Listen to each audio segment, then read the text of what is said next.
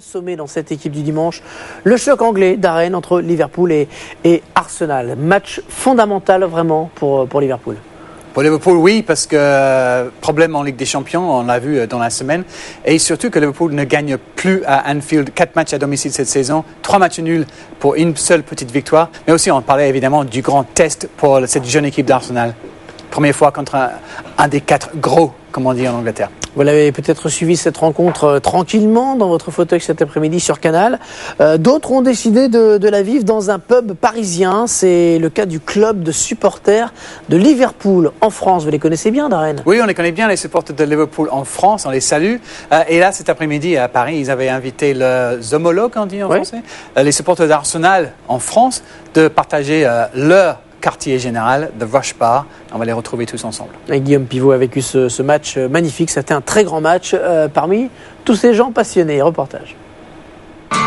Le Rush Bar en hommage à Ian Rush, l'ancien attaquant des Reds. C'est là que se réunissent les supporters français de Liverpool. Et aujourd'hui, leurs invités fans d'Arsenal vont découvrir que le Rush Bar n'a rien à envier à Anfield.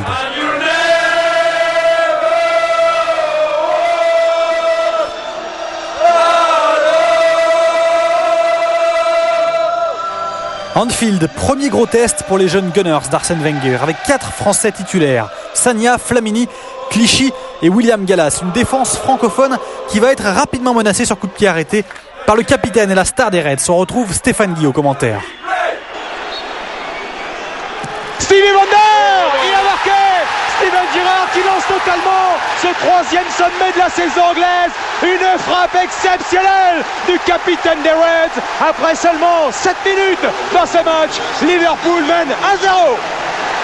Arsenal menait 1-0 sur coup franc comme à Tottenham, mais Arsenal qui va repartir de l'avant, une habitude cette saison avec son jeu léché à 2 touches de balle. Le ballon arrive sur Adebayor qui manque son face-à-face avec Pepe Reina.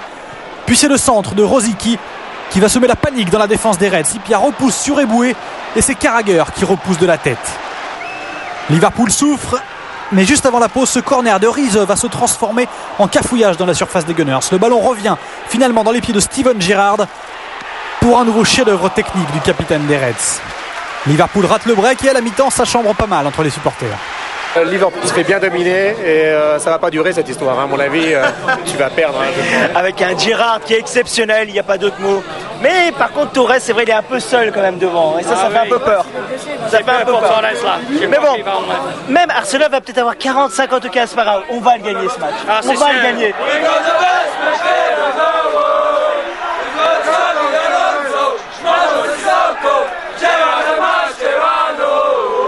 Ça chambre en chanson et ça chambre aussi Alex Ferguson, le rival mancunien en tribune. Ferguson, sans doute surpris de voir Liverpool s'en remettre au bon vieux kick and rush avec le dégagement de Reina sur Peter Crouch. Crouch et ses 2 mètres qui se retournent, une lourde frappe détournée par Almunia. Crouch avait remplacé Torres, blessé à la pause. Le ralenti pour le plaisir des yeux. Arsenal qui évite le break, mais cet avertissement va surtout les remettre dans le sens de la marche. Oh, le bon ballon de Flamini pour Eboué, la balle de l'égalisation, le poteau, Fabregas derrière, qui ouvre trop son pied, quel malheur. Fabregas moins en réussite que mercredi en Ligue des Champions, mais l'inévitable égalisation va finir par arriver. Leb, maintenant qui a pris l'espace, Leb qui attend la montée de Fabregas, et le petit pointu de Fabregas qui égalise à un peu plus de 10 minutes de la fin. Les fans d'Arsenal pouvaient être confiants, leur équipe semble irrésistible. Même à Anfield, les Gunners reviennent au score. Avec le 10e but de la saison, toute compétition confondue pour Fabregas. Carragher et les Reds sont craqués, mais il reste encore 10 longues minutes à tenir. Kolo Touré, Leb, Fabregas qui enroule la frappe, le poteau, à la reprise qui n'est pas cadrée. 2e poteau pour les Gunners et 2e raté. Le même raté de Bentner que celui de Fabregas au début de la seconde période.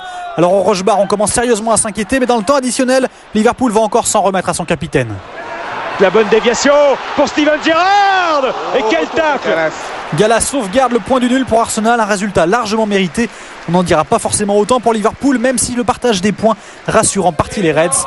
Les 2 équipes restent invaincues en championnat. Et pour la petite histoire, c'est le 1000e match nul de Liverpool en Première Ligue. Ça méritait bien un dernier hommage.